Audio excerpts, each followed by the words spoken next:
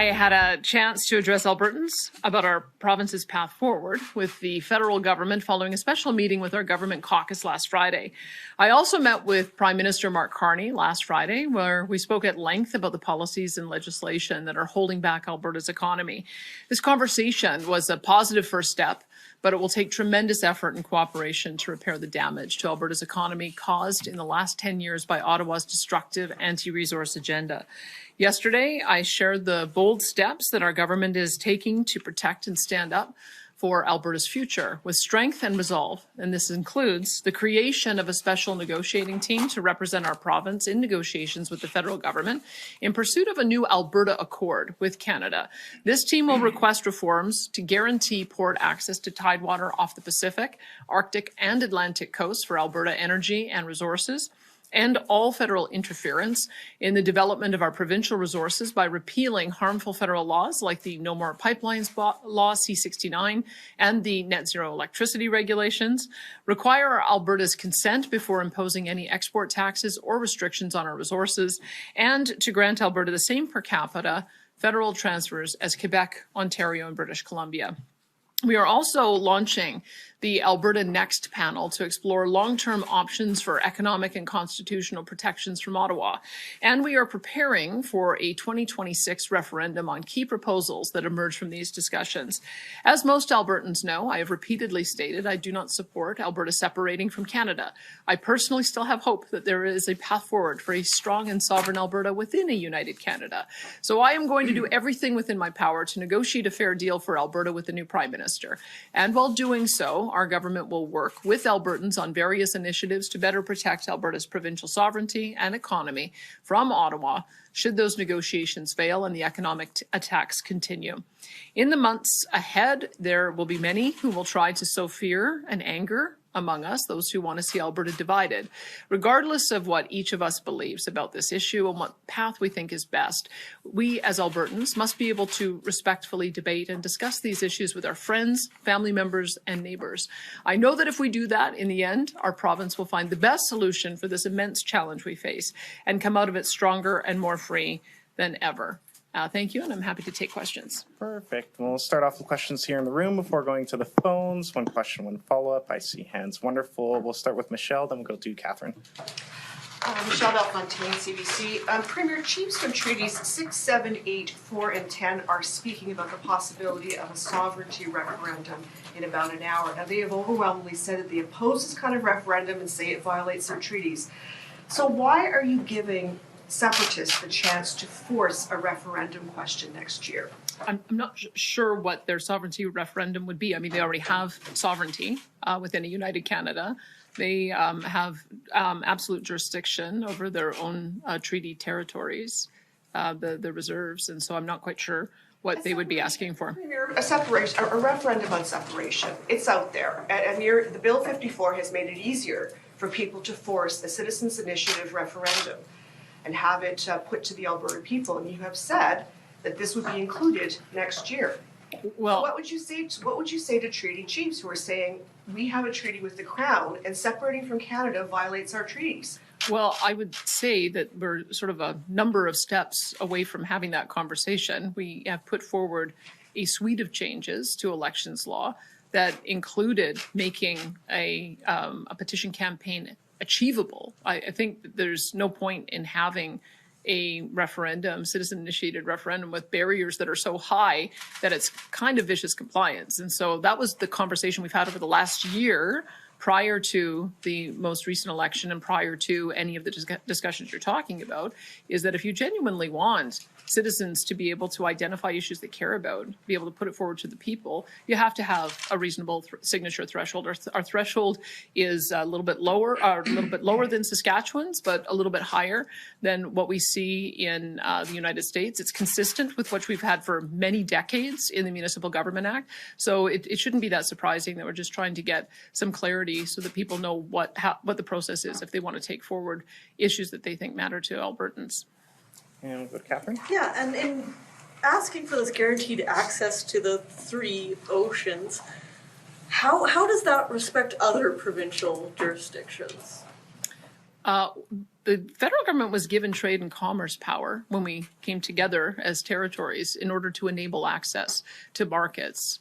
In fact, there's quite a bit of law internationally that says that if you are a separate nation, one nation cannot landlock another. It's sort of a given that it is inappropriate use of power to prevent a jurisdiction from being able to get its resources to market. And so that is the thinking that we have around this, is that it's the constitutional authority of Ottawa to enable this to happen.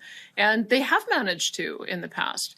The Coastal GasLink pipeline, despite a lot of extra cost, uncertainty, still did manage to get built, and LNG Canada will be open soon and will be exporting.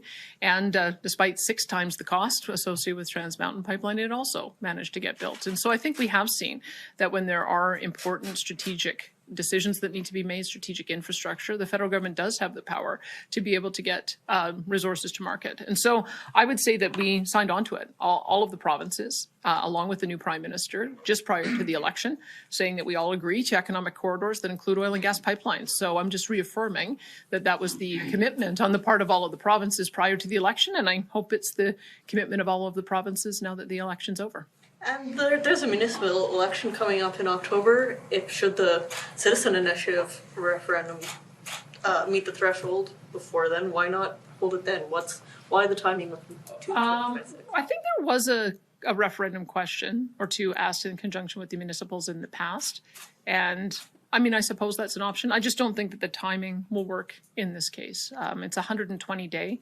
First of all, we have to proclaim the law. It has to get through the legislature. It has to be proclaimed into law. They have to change the regulations with Elections Alberta. I'm not sure quite when Elections Alberta will be ready to be able to oversee and launch a petition campaign.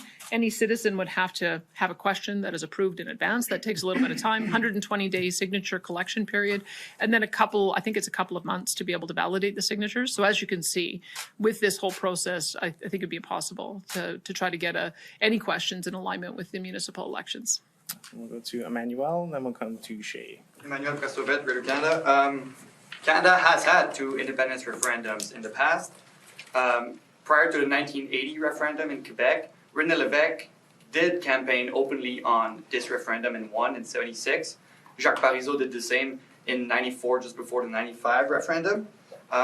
However, you did not campaign on opening the door to a separation referendum. You essentially campaigned on a tax cut and standing up to Ottawa. So do you have the mandate to open such a door to Alberta separating from the rest of Canada? Yeah, I don't have a mandate, and my party doesn't support that. My party quite clearly in their founding documents came together and they support a strong, united Canada, protecting constitutional sovereignty, and that's what I've been doing. A citizen-initiated referenda would be, by definition, initiated by citizens. And so I won't prejudge what issues citizens might want to put on the table, but that is up to citizens to decide and to get the number of signatures. All I've said is I will honor the process. And the public very clearly knows that we are a party of direct democracy, that we do believe in things like citizen initiative and recall that happened under my predecessor. And so I would leave it to the people, but that's why I have been pretty clear that I do not support separatism myself. I support a strong, sovereign Alberta within a united Canada, and that's what I'll keep working towards. And one part of your rhetoric against the federal policies in energy is that it would bring more uncertainty to the sector and also make investments go away from the province. Don't you think that such a referendum on separation would also be likely to do that? That's certainly what the rest of Canada said to Quebec about their 2 referendums. Well, I guess I'll wait and see if any questions come forward, if anything gets registered, if 177,000 signatures get accumulated. I mean, I think you're jumping ahead a number of steps. None of that has happened right now. There isn't a question on the table. There isn't an active petition campaign. All there is a process. And I think we have to accept that there's a lot of anger out there. A lot of anger after the last election, a lot of anger at the way we've been treated for the last 10 years. And there's a lot of groups that are organizing to try to do something about it. We may disagree about what the path forward is. All I can tell you is my path forward is to try to do whatever I can to try to get a fair deal for Alberta. And that's why I've already engaged constructively with the Prime Minister on that. Just having the talks in the public opinion about maybe Alberta separating from the rest of Canada is is bad for Alberta? Well, those talks have been going on for some time. The level of support for a motion like that, I've been monitoring this for decades, and it's always ebbed and flowed, been as high as 30% in the past. I think it might be a little bit higher today, but that has always been in the background in Alberta electoral politics, and it's just happened to flare up right now. But that is, citizens have a right. I believe in free speech. Citizens have a right to express their opinion on things that they're concerned about, and I think it's my job to make sure that debate is respectful, that sides know that they have a right to be able to have those conversations with their friends and family and not to be demonized for it. And so that's what I'm trying to do, is to create an environment where the conversation can be had. Thanks, Manuel. And we'll go to Shay, and then we're going to go to the phones for a couple before coming back to the room. Thank you so much for taking my question. Originally, you had issued that list of 9 demands with a 6-month deadline back in March. Now you've issued a new list of goals for the Alberta Accord, no clear deadline. I guess why change those goalposts, and what is your plan if these negotiations are unsuccessful? This is just more detail on the existing goalposts that I had set. We're doing our consultation between May and October. That's the same 6-month time frame that I had mentioned. At the same time, we're establishing a negotiating committee, and I hope to talk with the Prime Minister about who their counterparts will be at the federal level. We've had these kinds of joint task forces in the past. This would be a little bit more formalized with my ministers. And so that will be ongoing because I think we need to, we had our first conversation where I let him know the issues that we needed to work on together. I told him I'd be establishing a negotiating committee. And so we'll have 6 months to be able to work that through. Hopefully we'll get to an agreement earlier. We'll then at the same time have 6 months to travel the province with a committee to find out how Albertans are feeling and some of the issues they might want us to address. And again, I won't prejudge that. I don't know what kind of issues will be raised as we go through there, but we'll have those parallel processes. And I hope we can get to a constructive relationship with the new Prime Minister and address some of these things that have been an irritant for a number of years. Just as a follow-up to that, my second question, what is my second part of that question is, what happens if those negotiations fail after your 6-month deadline? And then my follow-up, I guess just in terms of a scenario, either legally, economically, or politically, is there one in which Alberta could actually separate from Canada with its national parks, with all of the treaty negotiations? Is that even possible? Should all of those steps be followed with a citizen-led petition? Well, I'm not going to walk into negotiations with the expectation that they're going to fail. I think that that's defeatist. I don't think that Prime Minister Carney walked into his meeting with Donald Trump today expecting it to fail. I think he walked in hopeful that they would come to an agreement and maybe start the Canada-US free trade agreements. I guess we'll find out in another hour or so, or a couple of hours, about whether that is going to be the case. I'm hopeful that we actually can get those conversations restarted. And I'm equally hopeful that we'll have constructive conversations with the Prime Minister. So he knows my concerns. He didn't object to any of the issues that I had raised on the call that we had. So I'm optimistic that we'll be able to find some common ground there. So I will see how that ultimately plays out, and then perhaps 6 months from now, if it's unsuccessful, we'll be able to have another conversation about what comes next. Thanks, Shay. We're going to go to the phones for a couple questions. Operator, could you put through our first caller, please? Thank you. Dawn Braid at the Calgary Herald. Premier, thanks for taking my question. David Cameron wasn't a separatist either when he enabled a Brexit referendum in Britain. What he did, fairly close to the beginning of that, was say that he would honor the result of the referendum, and of course was thoroughly shocked when it passed. So my question to you is, will you say today whether or not, if a referendum on separation should carry sometime next year, you will honor that and start, if the answer is yes to it, that you would honor it and start the process to separate Alberta from Canada? I did say yesterday in my commentary that I will respect the wishes of Albertans. And so at the moment, they're a bit undefined about what it is Albertans want to do. There's been a number of different groups proposing different new relationships, different ways to express autonomy. So until I see an actual question with 177,000 signatures of Albertans that are supportive of it, it's difficult for me to know what that looks like. But I honor the process. I'm creating a process so that citizens do have a right to identify an issue and be able to bring it forward with the support of their fellow citizens so that it can be put to a referendum.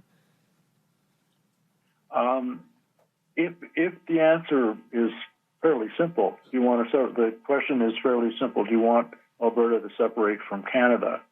Would you be willing, if it was as simple and clear cut as that, and there was a good sized majority, would you be willing to proceed? There's a lot of ifs in that. I think if an election were held today, it would get about 30% support.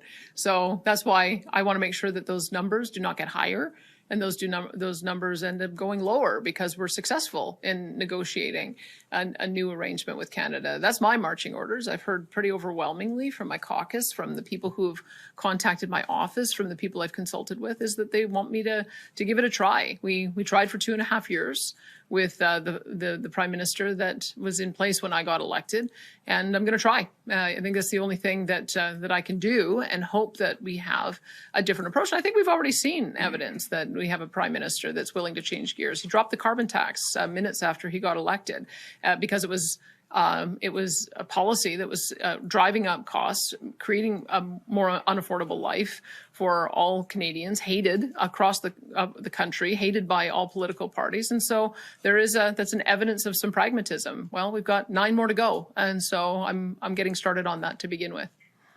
Thanks, Dawn. Operator, could you put through our next caller, please? And then we'll come back to the room.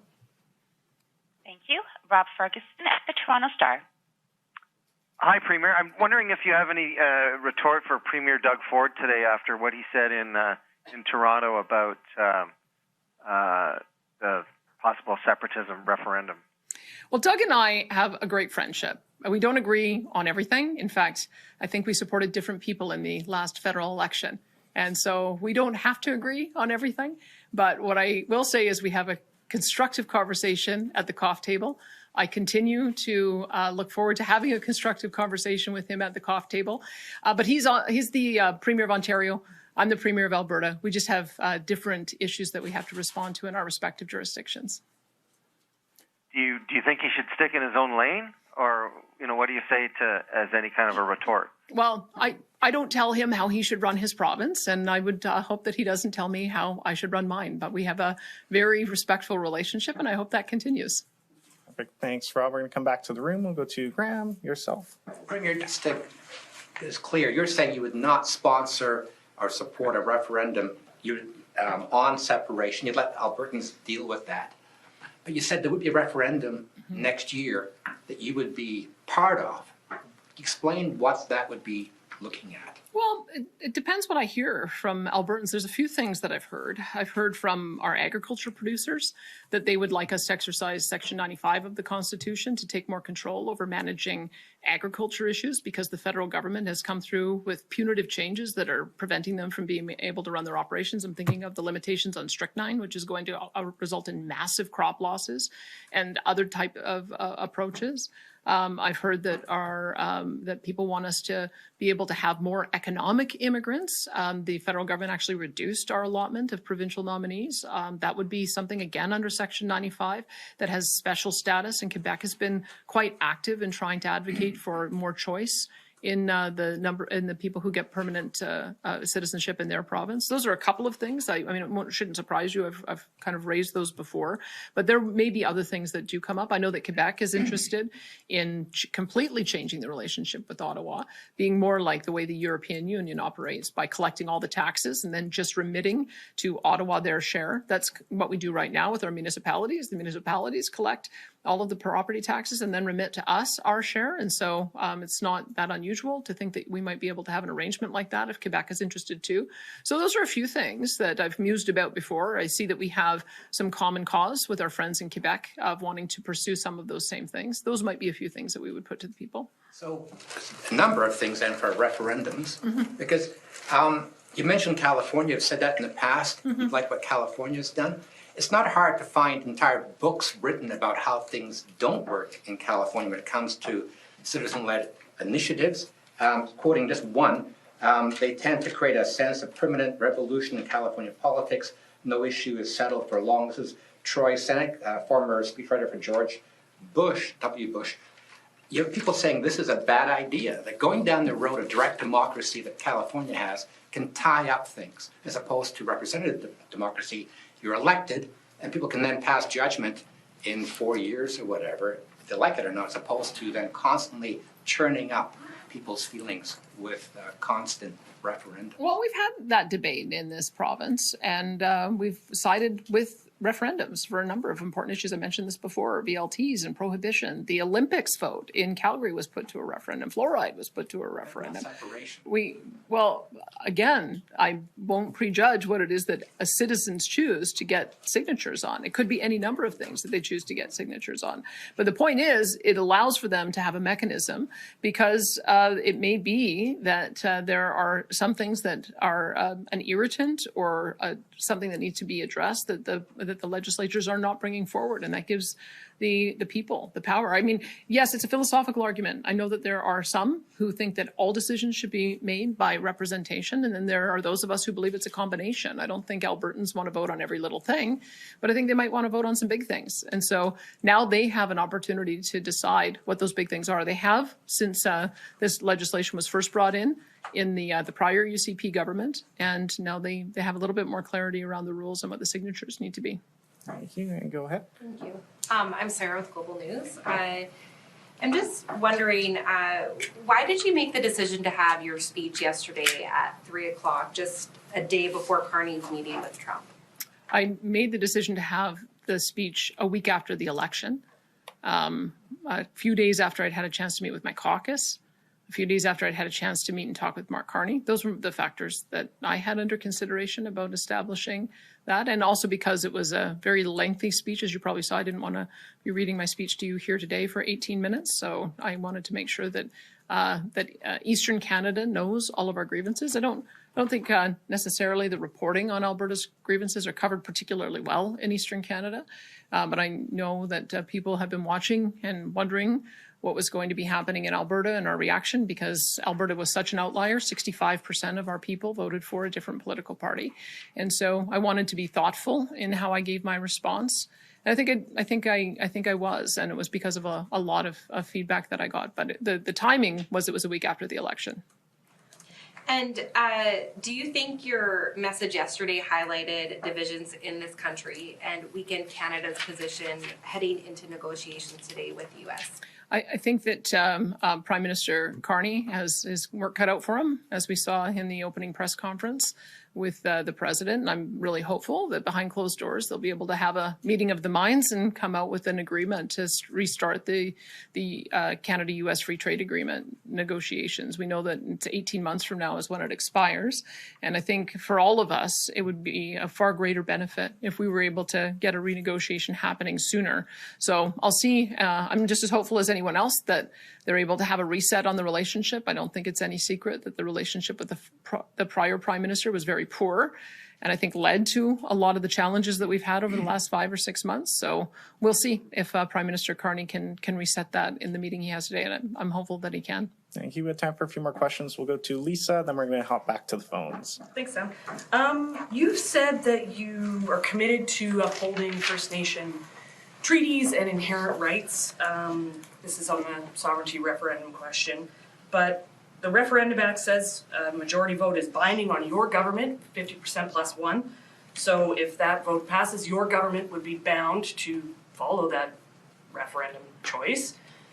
How exactly do you plan to uphold those treaties in the event that your government's hands are tied and you need to separate Alberta from Canada? How do you uphold those treaties? What does that involve? Well, I think there's been lots of court challenges and court decisions around First Nations, Inuit, and Métis rights, and we would honor all of those. We have treaties that have been signed and are binding. We have as well Section 35 of the Constitution, which enshrines Aboriginal rights. This any discussion that we're having is including Alberta's expressing its own constitutional sovereignty is about Alberta's relationship with Ottawa.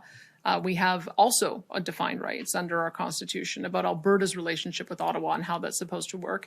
And I have never presumed that anything that we can do is going to impact First Nations rights. In fact, I've said the opposite, that we accept and respect the fact that they are sovereign jurisdictions in their own right. This is about trying to have Alberta's relationship with Ottawa improve.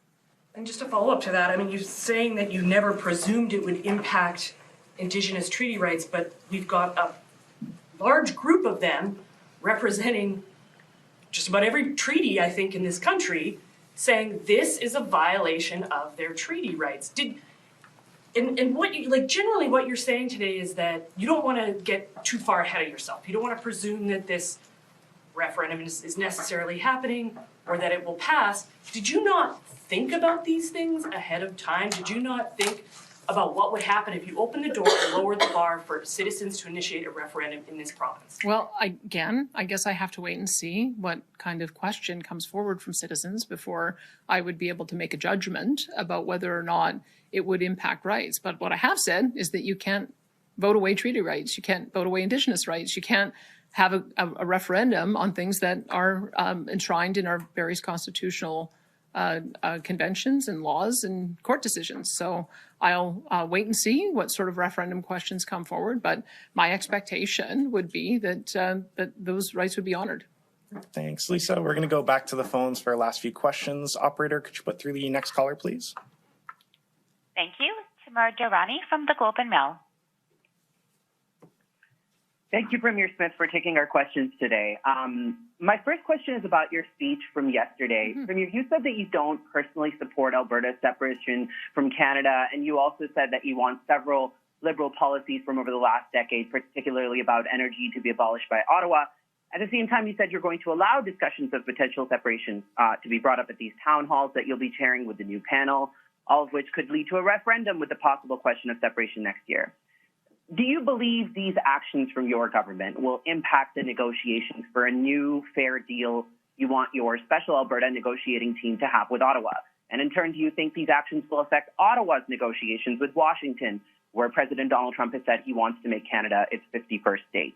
Well, I would hope that the near-death experience of the Liberals, where they were almost obliterated and had to change out their leader, was actually a wake-up moment for them, that they can't continue pursuing extremist policies that are supported by a fringe group of legislators like the NDP or the Bloc Québécois. And I would hope that that near-death experience made them realize that what Canadians want and Albertans want is to be an economic superpower that includes energy, includes food, includes getting all of our resources to market. I mean, if anyone should look at the results of the last few months and say, gee, it's time to recalibrate, it should be the current Prime Minister. So that's why I'm very hopeful, having talked to him and said now is the time for us to make good on the commitments that were made prior to the election, that were a joint communique released with all the premiers, and to make sure that we actually enact the things that were agreed to. I as I said in my speech yesterday, that Albertans expect action, not just words. And so that's why I'm very hopeful that somebody who ran on a mandate to start doing the kind of things we're talking about is going to be serious about removing the barriers to make it happen. So that's my starting point going into the discussions. Thank you, Premier. My second question is a bit tangential. It's related to the Alberta Health Services investigation. Premier Smith, in light of the Globe and Mail's reporting on Alberta's Justice Minister, Mickey Emery, being a longtime friend and relative through marriage of Sam Raish, whose business dealing with the health authority are tied to a lawsuit and multiple investigations, do you believe this is a conflict of interest for the province? I want to be clear here before you answer. I'm not asking necessarily about whether this is against Alberta's Conflict of Interest Act. I'm asking this question because I want to know whether you think this is an appropriate relationship for the sitting Justice Minister and Deputy House Leader of Alberta to have with Mr. Raish. I'm not sure what you expect him to do. Should he divorce his wife so he doesn't have a relationship with the cousin anymore? Like, I think you're being unrealistic. We all have relationships. And the key for conflict of interest is that you cannot make decisions on anything that might benefit a private interest. He has made no decisions on anything that would impact the person you're questioning. So that's why the conflict of interest law matters, is because these do have very clear rules we're supposed to follow. There are very clear things we're not supposed to do. And I can tell you that Minister Mickey Emery is in no conflict of interest. Thank you. And we have time for two more questions. We're going to take one more from the phones, then we'll go to James. Operator, could you put through our next caller, please? Thank you. Rahim Mohammed at Post Media. Well, Premier, so as leader of the UCP, do you plan to put in place any sort of in-house policy relating to members of your cabinet and caucus publicly taking sides in a possible referendum on Alberta independence? Well, I can tell you what our our policy says, because this was part of the founding documents that brought together the Progressive Conservatives and the Wild Rose. And it says loyalty to a united Canada and a commitment for Alberta to be a leader in the Canadian Federation that constructively defends the best interest of the province and its constitutional sovereignty is one of the founding statements of our party. And so I would say that I and my caucus are supportive of that we are supportive of trying to find a way to exercise our constitutional sovereignty within a united Canada.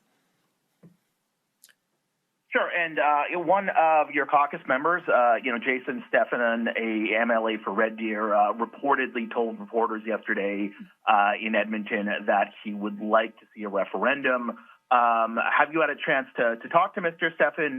Does that come close to a line for you? Do you have any kind of a reaction to that statement? Well, if you listen to what I said yesterday, I would say that there's 3 different groups in Alberta, and we don't want to demonize any one of them, that we want to have a constructive conversation. We all have different ideas about how we get respect from Ottawa and how we have a constructive relationship within a united Canada. And so I'm looking forward to having that discussion, and I'm not going to be demonizing anybody who may have a different view on me. All I can do is try to convince people my view is right, that it's worth fighting for, it's worth giving it a try, it's worth doing the negotiation, and it's worth trying to find some way for the federal government to compromise. So that's been my position, and I'm hopeful that I'll be able to convince all Albertans that that's the right pathway.